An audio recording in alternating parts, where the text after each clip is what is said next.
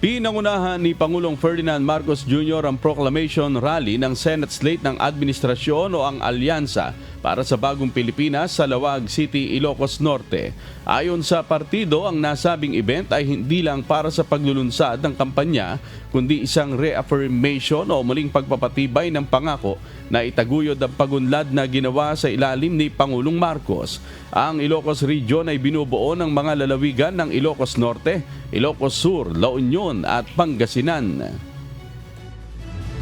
Bukod po dyan, tignan niyo po ang record ng ating mga kandidato. Wala sa kanila ang may bahid ng dugo dahil sa tukhang. Wala sa kanilang kasabwat sa pagbulsa ng sako-sakong pera, pinagsamantalaan ang krisis ng pandemya, pinabayaan ang ating mga kababayan na magkasakit at mamatay. Wala sa kanila ang mga pumapalakpak sa China at natutuwa pa kapag tayo ay binobomba ng tubig. Tinatamaan ang ating mga Coast Guard.